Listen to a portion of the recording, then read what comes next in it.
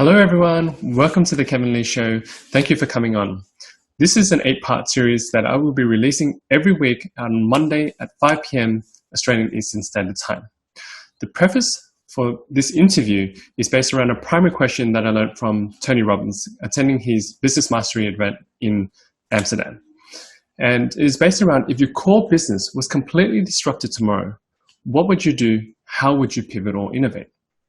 And during this time of the recording, we're going through the COVID pandemic.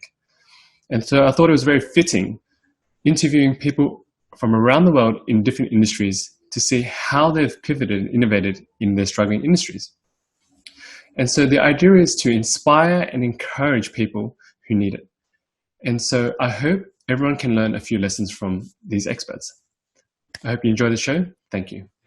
Hi, Michelle. Thank you for coming on today. How are you? I'm great. How are you, Kevin? I'm good. I've been losing sleep over this interview. I've been so excited to get you on, and I'm so lucky. I feel like, yeah, I finally got her on, because I know there's a time zone difference. You're in LA, right? I am, yeah. I'm near LA, SoCal, yeah. Yeah, so this is like pretty early morning for me, but it's okay. I'm just super excited to have you on.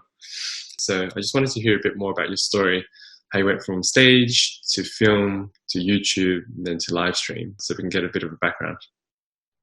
Sure. Yeah. So my name is Michelle Osorio, and ultimately I identify as an entertainer and storyteller. So from a young age, I loved to draw. I loved to tell stories. And eventually, after watching The Little Mermaid, my friends all told me I could sing like The Little Mermaid. And that's when I started getting really into that. I did choir, majored in musical theater. And ultimately, I just love to entertain people, make them smile, make them laugh. I didn't realize it at the time, but it was about connection. I just lived to connect with people. So when I grew up, it was no surprise that I fell into filmmaking. I loved the stage, but it made me very nervous, and I didn't like being put out there, and I was afraid to be judged, and I had terrible stage fright, even though I did it for many years. So I felt much more comfortable behind the camera. So I went to film school, did the film festival circuit, and then being the nerd that I am, got into tech and started doing videos for tech companies. That led to eventually getting into YouTube and then making several shows that went viral, had lots of fans around the world. Then I got into live streaming because that was the next big techie thing. So Tech Geek Michelle wanted to find new ways to connect with people. And I was able to grow a large audience live streaming. So I have 136,000 live stream followers as well. So I entertain people mostly. Yeah, it's hard to believe. And I grew that just within a couple of years. So ultimately, the prevailing theme is no matter what platform I went to, it was really just about connecting with people and giving them, I used to say a moving experience, but I would say now it's probably more a transformational experience, whether that's helping people through depression or just cheering them up on a tough day with some music or just talking to them. So in the last year and a half, I've evolved that to the next level, which is I founded Dare to Dream School so that I could help other people, because I was getting a lot of other entrepreneurs or musicians or artists or even just people who ran regular businesses who just wanted to know, how do you do it? How do you gain an audience? How do you get fans? How do you get people to resonate with you? I want to start a YouTube channel, or should I start a live stream? So it kind of happened organically that Dare to Dream School was born, where I started helping people feel that confidence that they could dare to say they deserved to be on camera and build a movement and build a community, that's not a ridiculous desire to put themselves out there. So that's what I did. I've been teaching. I have a course helping people conquer video and helping people with mindset. I thought I was just going to teach about tech, but it turns out it was more about helping people understand, yes, I deserve to be on camera. I deserve to send my message out there. So that's what I've been doing for a while now, in addition to all the creative stuff, helping other people put themselves out on the internet and grow their audience. Wow, that's so much there. Like, I mean, your journey from developing emotionally, connecting with your audience, and then finding out what it is that drives you, and going from there to continually build and compound and grow that into what it is today. And I love that title, Dare to Dream School. I love that title. It took me a long time to come up with that. Sometimes I wondered for a time, is that too cheesy? Is that too aspirational? Nah, not at all. That's like kick-ass. Thank you, Michelle, for sharing that. I wanted to ask, what was your business model before? And obviously there's a massive disruption going on at this moment of recording COVID-19. What has your business model evolved or innovated and pivoted to since then?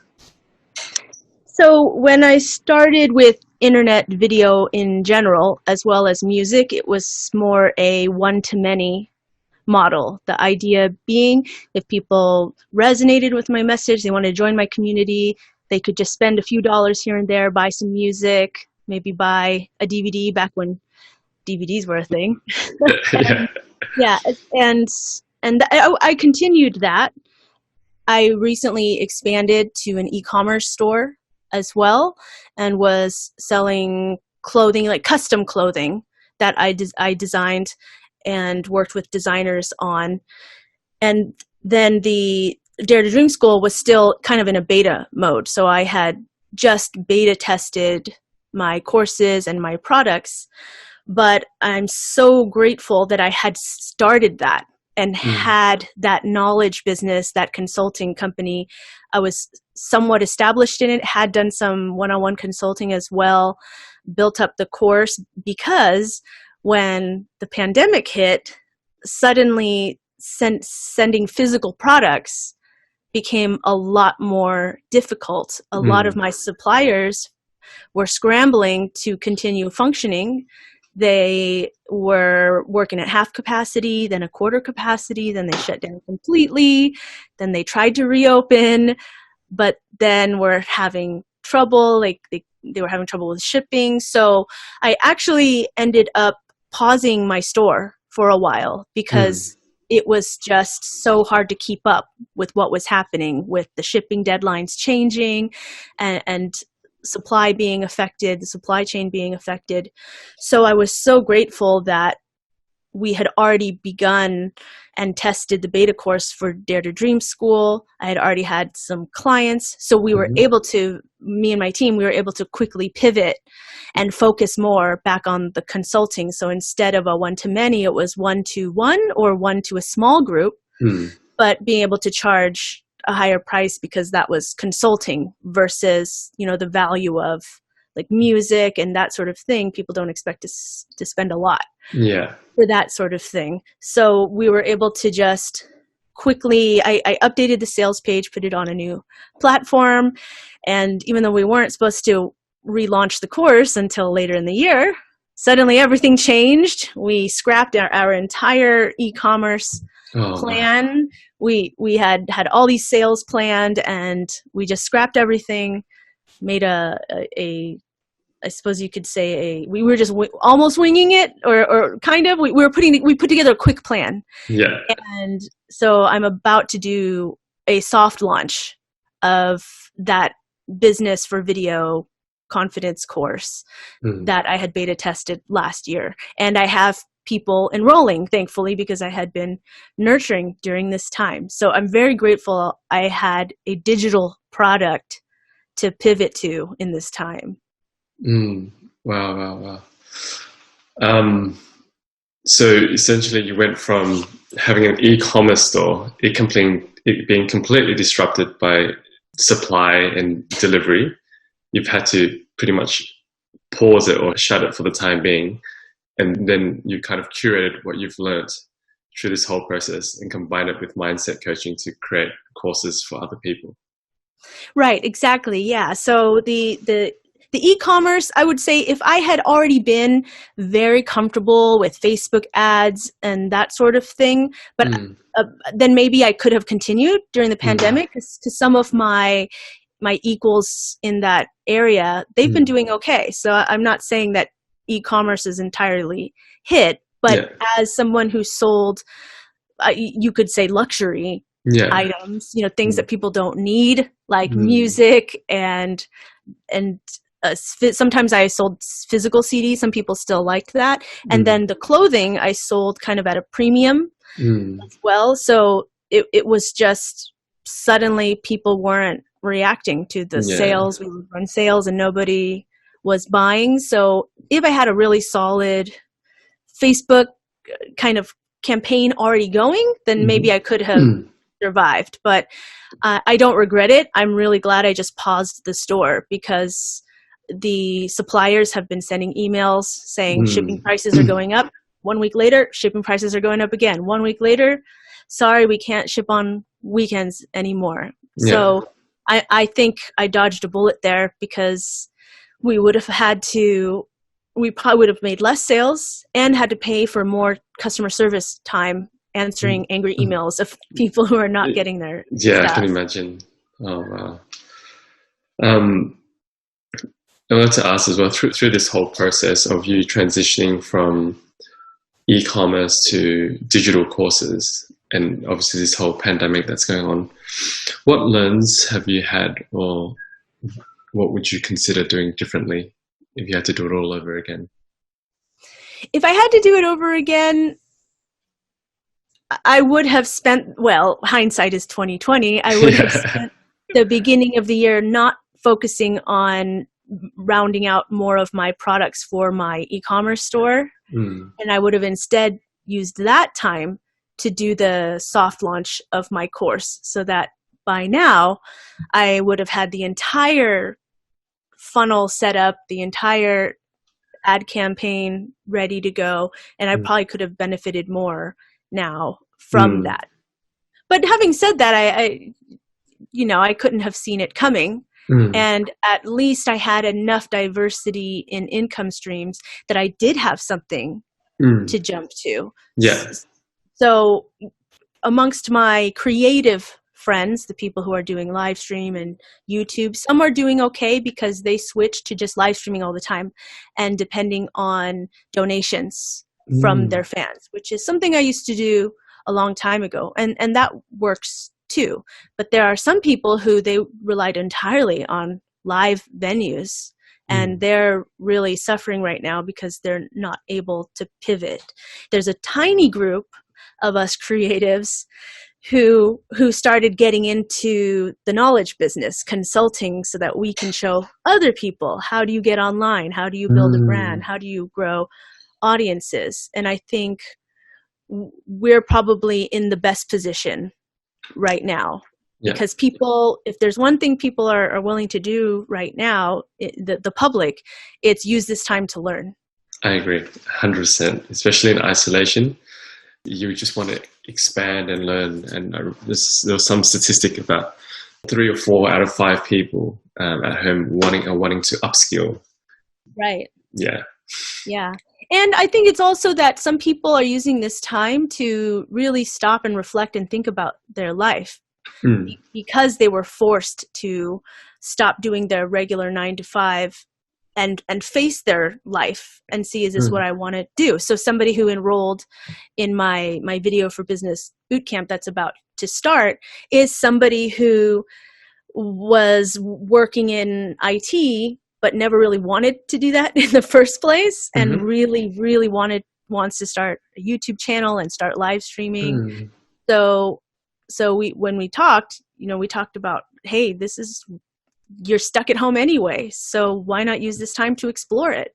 I'll teach you how to do it, and at least you can say you tried, because I've been there. I was in exactly the same place, and I know how that is to have that wake up moment and realize, is this the life I want to live? So I think it's good that the pandemic has at least allowed people to examine their existence and think about maybe their mortality and think, what do I want to be doing with my time? Do I want to be doing what I love, what I'm passionate about?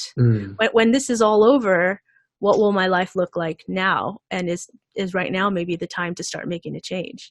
Wow. Yeah, I agree. a lot of time to contemplate and really consider what we really want to do at this point in time. I think this whole period has really accelerated people's journey. You know, if you're thinking about it before, now you've got so much time to think about it and go, okay, I've got to do something differently from now. I think that's a great segue into asking you about what do you think the future landscape will be in your industry of people, whether it's YouTube or the knowledge business. Where do you think that's going?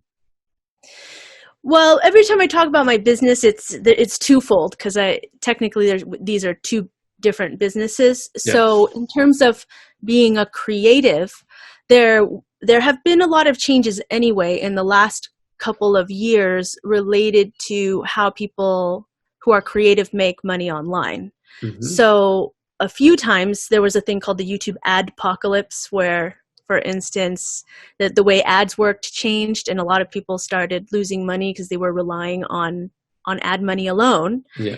And a hard lesson was learned for some of those creative entrepreneurs that you have to have multiple income streams. Mm. But for anybody who is still holding on to that business model, that's almost entirely over now. Mm. So I think post-pandemic, a lot of people who are creative are going to have to start thinking about truly treating what they do as a business. Yeah.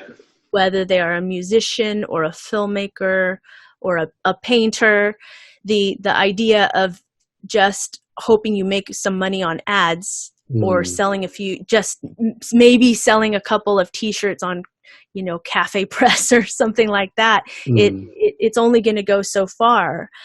So people who are doing okay and surviving right now are the people who treated their art like a business and either had other products to sell or other services to sell, or were able to quickly pivot in order to have a new offer. So for instance, I know someone who's an actress. She did some influencer campaigns for my store, and she used to work at princess parties, and she did local dinner theater, and suddenly all of her income disappeared. Right. But she quickly pivoted, and she made a post that went viral where she was wearing one of my outfits, by the way, from my store.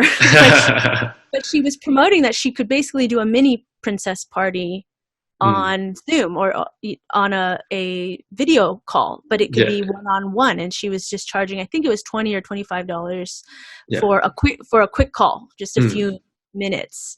And it went viral, and she had to book out, I think, just weeks in advance. So she was able to supplement her income thanks to quickly pivoting. So in terms of what lessons people in the creative world learned, I hope it's that they start looking at their business, at what they're doing as a business, and start dividing things into products. What products can I offer? What services can I offer? And start looking at things that way instead of I'm going to put things out there and just hope that I go viral or something like that. And then let's see, in terms of the knowledge business and the consulting business, how do I think things will change? I think it might be similar, just that people might want to start diversifying more what they had to offer. So for instance, my course, it was really more like a boot camp. It was only going to be that it was a high ticket, more like a course plus group coaching combination. Yeah. And people would pay more, but I could hold their hand and help them with whatever project they wanted to take on, whether that's start a live stream show, start a YouTube channel, just get more comfortable on camera.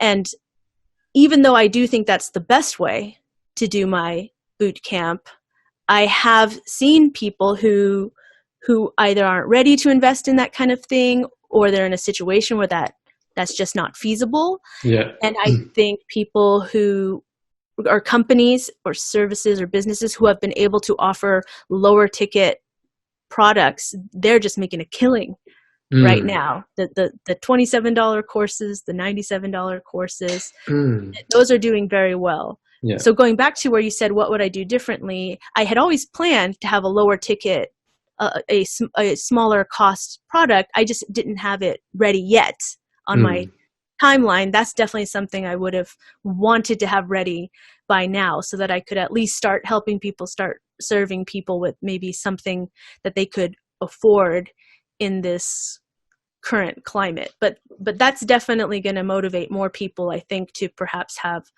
a larger variety in their product stack, so to speak, of products at different prices, and probably also maybe changing their payment plans as well. I've seen that already. You might have seen that. I've seen a lot of marketers, a lot of educators start expanding their payment plans to like 12-month plans and things like that. Oh, wow. So they're basically splitting the payment over a few months. Yeah, stretching out. Oh. Yeah, I think that makes it so much easier for people to sign up, right? Especially if it's a slightly, even a medium price ticket. Not everyone's in the position to pay at the moment. And as you split it up that way, it just makes it so much more an easy and access point, I would say, for people to go, okay, I could afford that once a month. Yeah, versus paying the whole thing in one shot. Right, exactly.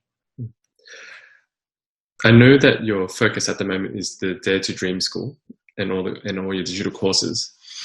I want to get an insight on where you would like to take that going forward and what your focus will be on.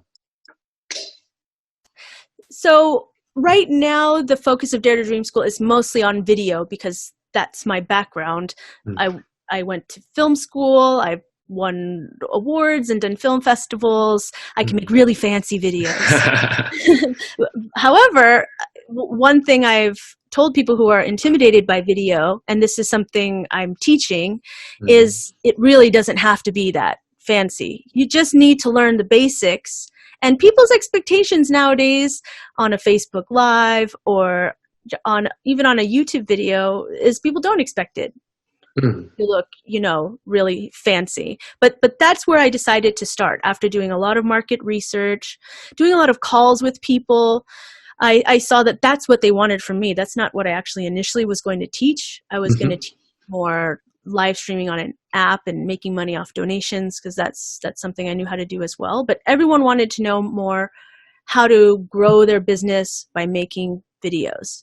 So that's the focus for a while, probably for the next year or two. But ultimately, I would like to teach it to be a larger institution that teaches about anything to do with online business. Basically, anything I've learned, such as how to open an e-commerce store, how to do print on demand, how to distribute physical products, whether that's DVDs or CDs or record albums or books. I would like to expand the portfolio of Dare to Dream School and still fit that mission statement of helping people, dare to dream, because there are people who, some people have businesses and they just want to get online, but they're intimidated for whatever reason, whether that's being afraid to be on camera or feeling like maybe they can't get over the tech part of it, helping them achieve that dream, that they can do it, that they can aspire to that.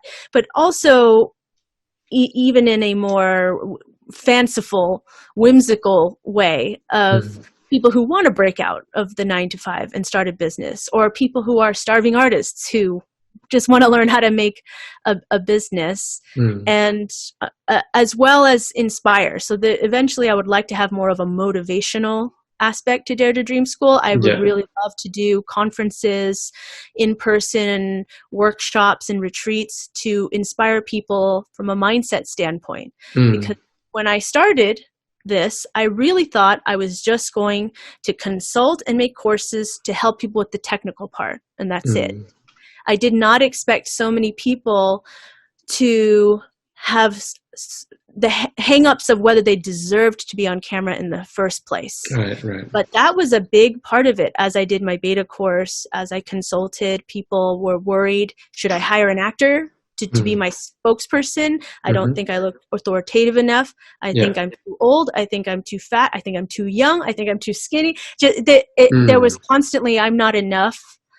I don't deserve the spotlight, or not in these words, but how dare I go take up space and claim to be an authority and try to be whatever they're famous or a thought leader in my industry. So that's where I came up with that name, Dare to Dream, because it is a bold thing to say, I do deserve this. I deserve to put the camera on my face and spread my message and grow a community behind my movement. I should have the audacity to do that. So I think based on my experiences, seeing that people really needed help in the confidence department, what I envision is having live conferences that have a motivational aspect to help people feel like they deserve it, that they are enough just the way they are. They don't need to lose weight or put on creams to look younger or cake themselves in makeup. People are welcome to do that, but they don't need to wait until they reach some kind of ideal before they put themselves out there and share their gift with the world. So I would really like Dare to Dream School to expand to that and help really have an inspirational aspect to it, which is weird because I'm not really usually somebody who I'm a very technical person by being an artist. So I never expected that I would want to be a motivational speaker, but I find myself constantly motivating my students and my clients to say, you can do this and you deserve it.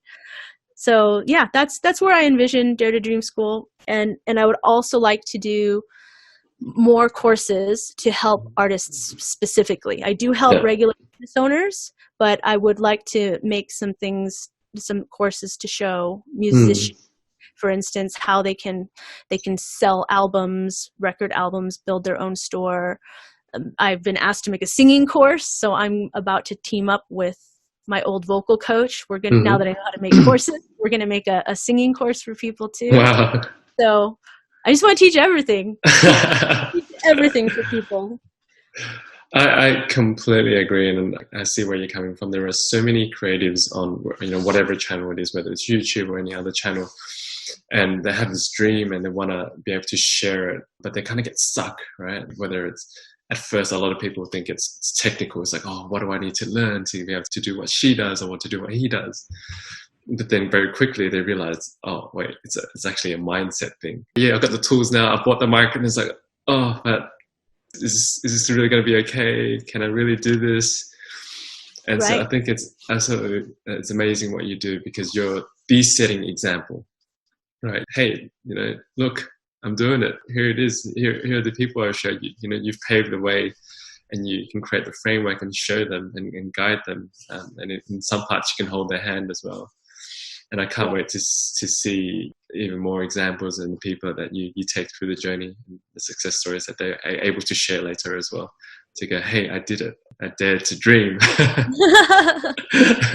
Yes. Yeah, our motto is Dare to Dream Boldly. Dare to dream boldly. You can have little dreams, but I'm saying dream big. I really did enjoy this conversation so much, and as we're wrapping up, I just wanted to ask you, where and how can people learn more about you and your business, Maria? So I wanted to share that during the quarantine, I actually wrote a book. Tell me about it.